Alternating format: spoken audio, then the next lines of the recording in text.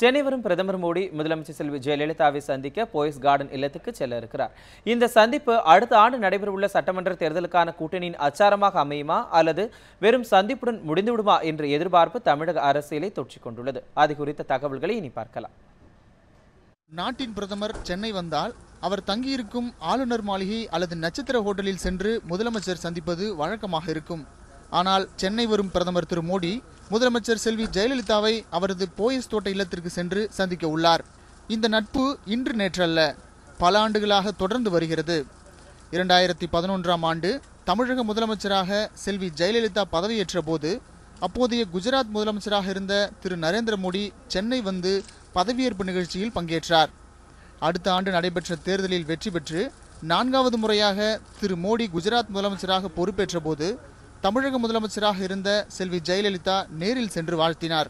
2013ஆம் ஆண்டு பாரதிய ஜனதா கட்சியின் பிரதமர் வேட்பாளராக திரு மோடி அறிவிக்கப்பட்டதை அடுத்து பாரதிய ஜனதா அல்லாத முதலமைச்சராக அவருக்கு முதலில் வாழ்த்து கூறியவர் செல்வி ஜெயலலிதா. தமிழகத்தில் வருகின்ற பிரதமர் அவர்கள் தமிழக முதல்வரை சந்திப்பது என்பது நிச்சயமாக அதில் எந்த வகையான அரசியல் ஆதாயமும் எதிர்பார்த்தான சந்திப்பாக இருக்க முடியாது. ஏனென்றால் பிரதமர் அவர்கள் தேர்தலுக்கு முன்பாக ஒரு விஷயத்தை மிக தெளிவாக கூறியிருக்கின்றார். அனைத்து பிராந்தியங்களும் சமமான வளர்ச்சியை பெற்றால் மாத்திரமே நம்ம தேசம் வளர முடியும். தற்போது மத்தியில் பாஜக தலைமையிலான என்டிஏவில் அதிமுக அங்கம் வகிக்கவில்லை என்றாலும் இரு கட்சிகளிடையே நல்லுறவு இருக்கத்தான் செய்கிறது. மக்களவை துணை சபாநாயகர் பதவியை என்டிஏ அதிமுகவிற்கு அளித்தது.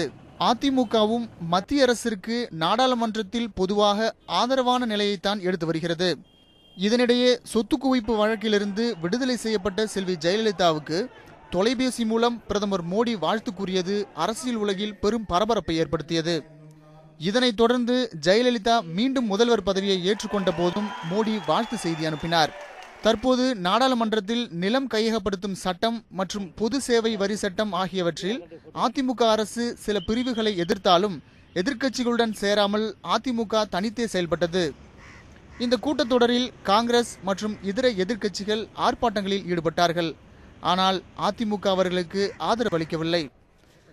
நாடாளுமன்றத்தில் அதிமுகவின் 48 எம்பிக்கள் எதிர்க்கட்சிகளுடன் சேர்ந்திருந்தால் மத்திய அரசிற்கு பெரும் நெருக்கடி ஏற்பட்டிருக்கும்.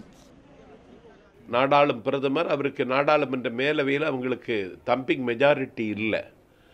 அதனால் அவர்கள் நினைக்கிற தீர்மானங்களை இன்றைக்கு அவர்கள் நினைத்தது மாதிரி நிறைவேற்ற முடியவில்லை.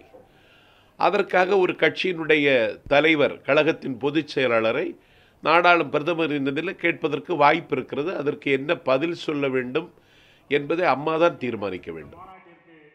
தமிழக அரசுக்கு எதிராக தமிழிசை சவுந்தரராஜன் பேசி வரும் நிலையில் மதுரையில் நடைபெற்ற நிகழ்ச்சியில் பங்கேற்ற பாரதிய ஜனதா கட்சி தலைவர் அமித்ஷாவும் ஊழல் நிறைந்த மாநிலங்களின் பட்டியலில் தமிழகம் இடம்பெற்றுள்ளதாக பேசியுள்ளார்.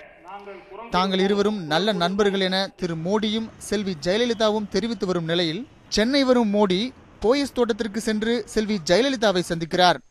ஏற்கனவே செல்வி ஜெயலலிதாவை அவரது இல்லத்தில் சென்று மோடி சந்தித்துள்ள நிலையில் இரு தலைவர்களின் சந்திப்பு உறவுக்கு கை கொடுப்போம், உரிமைக்கு குரல் கொடுப்போம் என்பதை வெளிப்படுத்துகிறதா அல்லது அடுத்த ஆண்டு நடைபெற உள்ள சட்டமன்ற தேர்தலுக்கான அச்சாரமா என்ற கேள்விகளும் எழுந்துள்ளன.